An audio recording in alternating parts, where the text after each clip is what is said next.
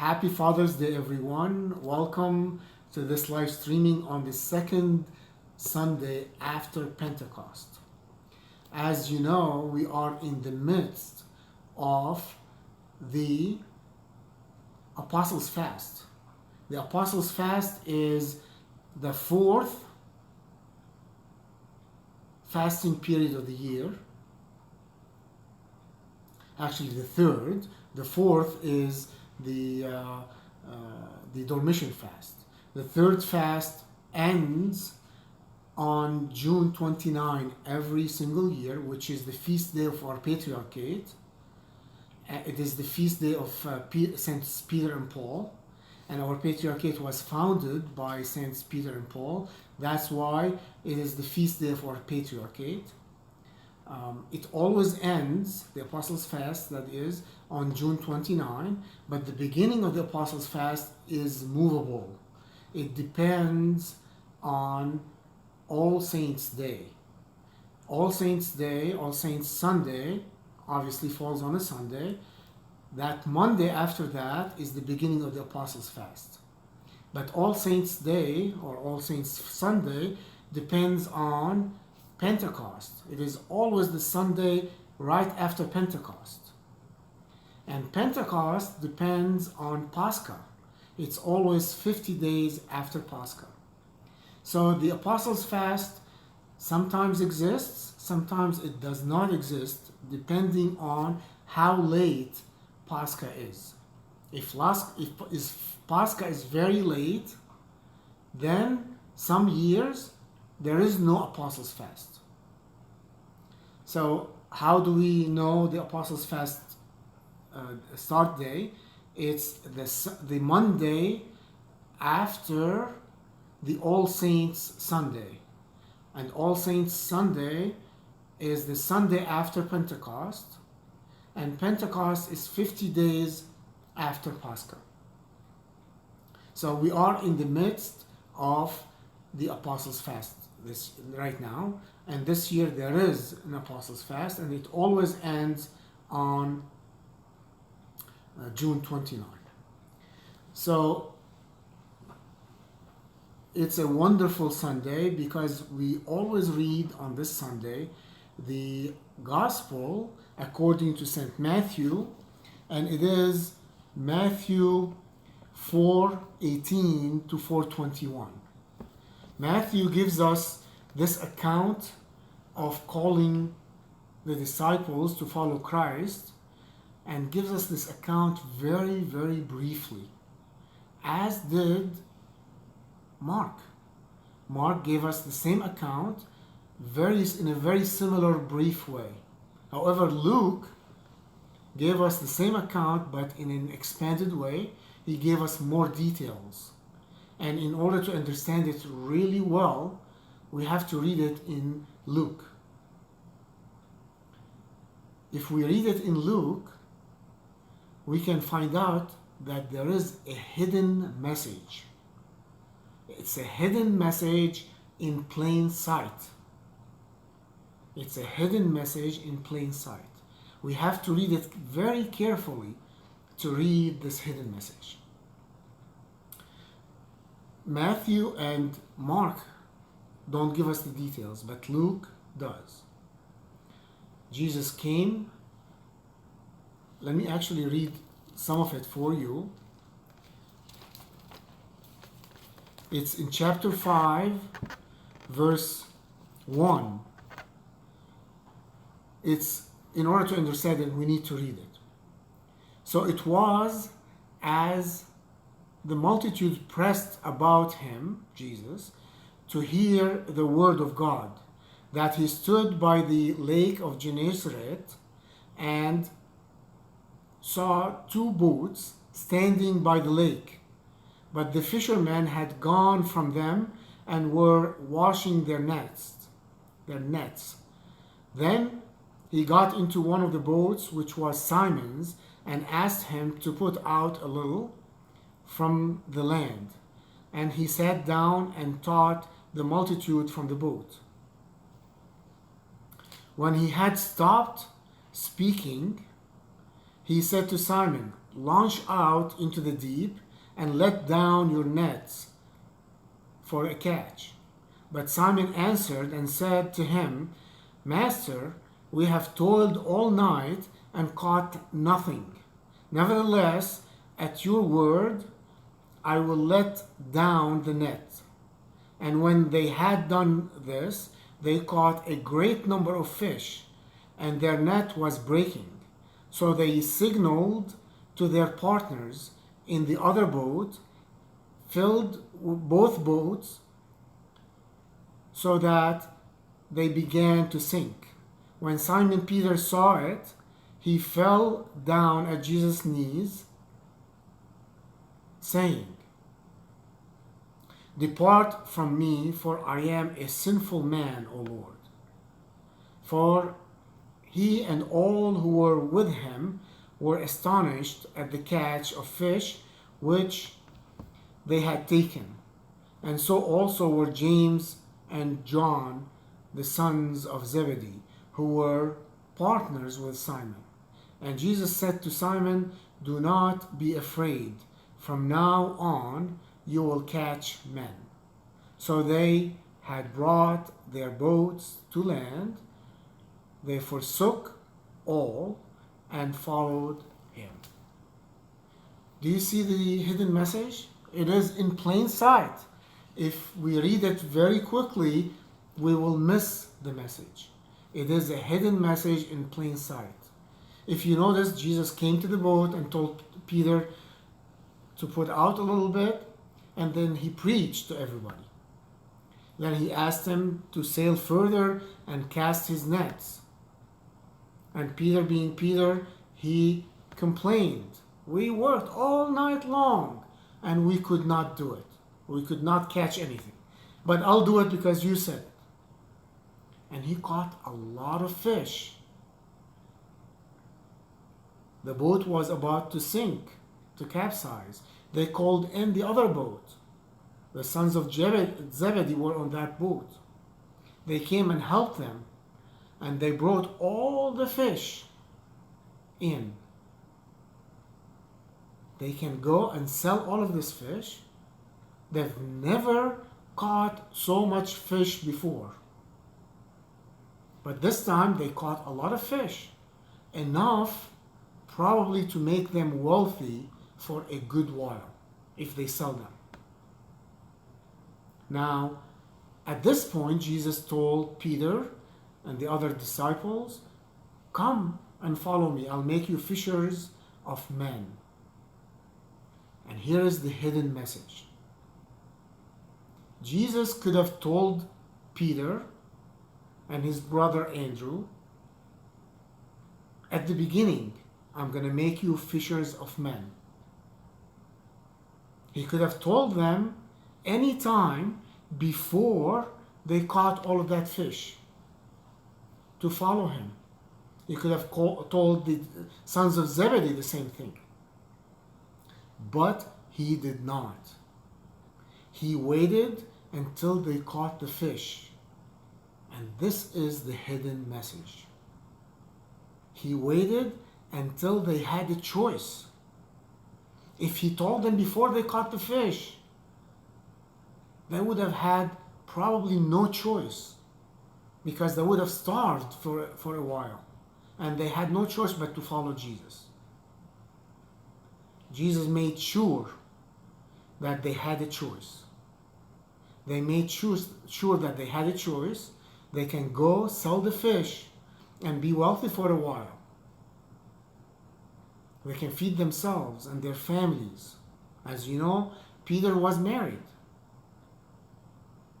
But he did not choose to do that. Jesus, that is. He asked them to follow him when they had a choice. And they chose to follow Jesus. This is the hidden message in plain sight. We too have the choice. None of us is starving to death. None of us doesn't have a roof over his head or her head. We all have enough money to eat and to survive. And we too have a choice. We can follow Jesus, truly follow Jesus, or we don't. This is the freedom of a choice that God gave Adam and Eve right at the beginning, and through them, He gave this freedom of choice to all of us for generations that came after Adam and Eve. It's a powerful, powerful message. And that freedom of choice cannot be more apparent than it is in today's gospel reading. Like I said, Jesus could have asked them to follow Him before they caught the fish. But He waited on purpose so that they follow Him after they caught the fish. They had a choice, and they made the right choice. Imagine those 4 disciples did not follow Him. They made the choice to follow Him. And we too, we have this powerful, powerful choice to follow Jesus. Do we do that? We all think we do that. But do we do it effectively? Do we do it fully? Do we follow Christ fully? We have to examine our lives. We have to examine our choices on a daily basis. Do we choose the worldly thing, or do we choose the godly thing?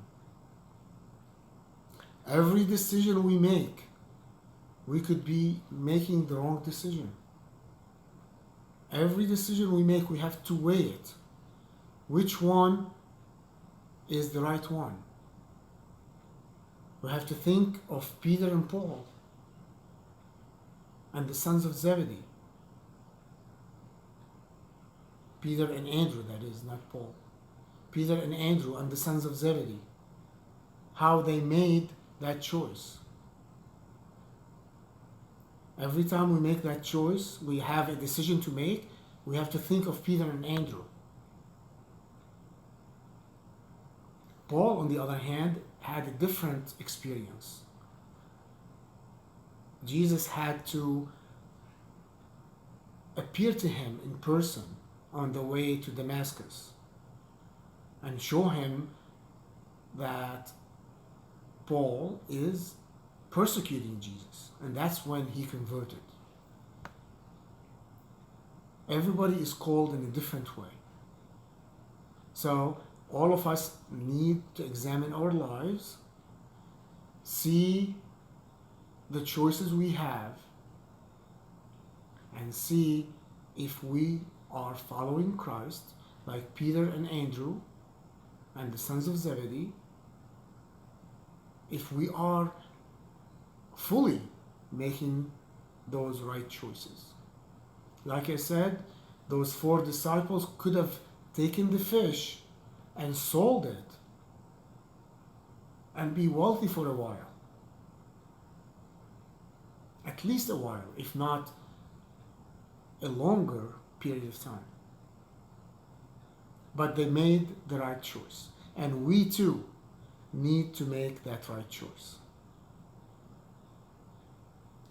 May God bless you all. If you have any questions to ask, please start typing them. I need to give you an update on certain things. CST at home, our camp St. Thecla at home, will begin on July 5th. We have so far 121 campers registered. It will be that whole week, starting with July 5th. And today is the last day to register for CST at home. If you have children and you have not registered them, if you are a teenager, you have not registered, today is the last day we register for CST at home. There is a committee that is planning very hard, very diligently for that CST at home. It is Father Alexander McCool, St. Nicholas Church, Myrtle Beach, South Carolina. Suena Kime Alter, Mara Schuler Hackling, Ted Worthmuller. Suena is from All Saints in Raleigh. Mara is from St. Elias in Atlanta. And Ted Worthmuller is from Pensacola, St. Andrews, Florida, Pensacola, Florida. And myself, we have been meeting on a weekly basis for months to plan to formalize the Camp St. Thecla in general. And when the face-to-face camp was canceled, we switched gears to plan for CST at home. In addition to this committee, we have staff that is working very hard, recording videos, and working very hard to implement the vision that the committee has articulated. I work with the committee hand in hand in details-oriented meetings, and we had a meeting with the staff on Thursday afternoon, a Zoom meeting, or a Zoom meeting in Thursday evening at 8 p.m. That's the second staff meeting we've had, and we will have some more staff meetings. We have about 25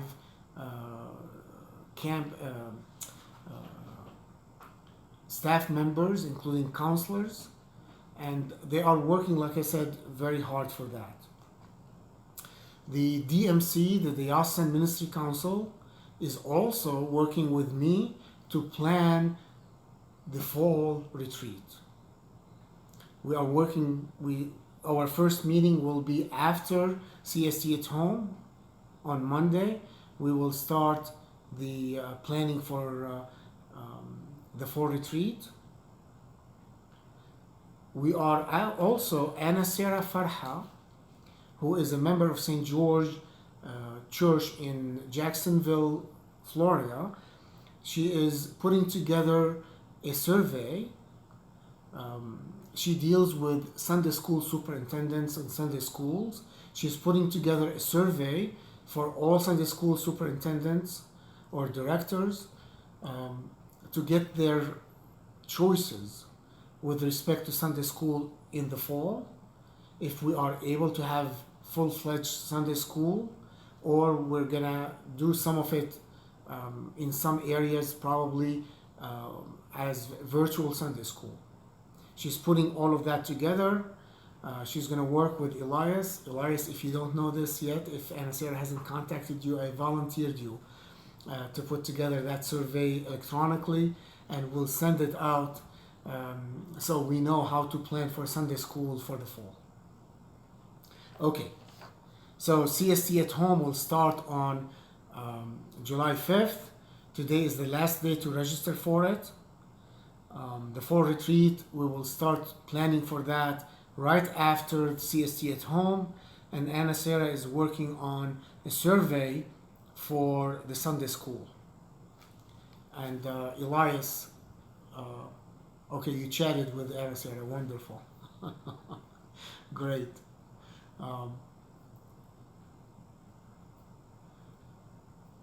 So did they abandon, well, there's a question from Dom. So did they abandon their wives?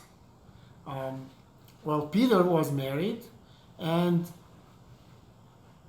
the gospel doesn't say anything about abandoning their wife, but if they are traveling with Jesus, their wives are his wife.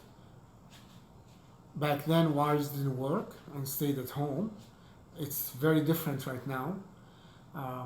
But back then, they stayed at home and they did chores at home. But yes, Jesus went with Peter and the rest of the disciples, and they traveled all over the place. And back then, traveling was not by car or by airplane, it was walking. So it took a long time to get from one place to another. The others, the sons of Zebedee, as the gospel says, according to St. Luke, they left their father and followed Christ. And that's why Christ says, whoever loves a father or a mother, a husband or a wife, or a property more than me does not deserve me. That's what Jesus said. So if we are called to follow Jesus in the way the disciples were called to follow Jesus, then we have to leave everything and follow him. But everybody is called in a different way. There are people who are called to be monastics. There are people who are called to be clergy. There are people who are called to be married. There are some people of the clergy, some priests and deacons are married. Actually, most priests and deacons are married. So everybody is called to follow Jesus in a different way. Bishops are called to be celibate and to follow Jesus as well. So the main message of the gospel reading is we have a choice to choose Jesus, to choose the church, to choose God, or we can choose the world. And we do that every day when we make decisions. Every day when we make decisions, we do that. It might be subtle. Sometimes we might choose not to go to church. In general, right now, because of the pandemic, we have limited attendance at churches. But in general, sometimes we choose not to go to church. Sometimes we choose not to help someone. Sometimes we choose to be selfish. All of these decisions that we make, this allow us to follow Christ, or somewhat follow Christ, or not to follow Christ at all. So we have to be careful how we make simple everyday decisions. God bless you. Happy Father's Day to all the fathers and to all the priests who are shepherding their parishes. Happy Father's Day to all fathers, to all who will be fathers, and God bless you all. God bless you, and take care. Enjoy the summer, enjoy the weather, and we'll see you, God willing, next Sunday. Take care. Bye-bye.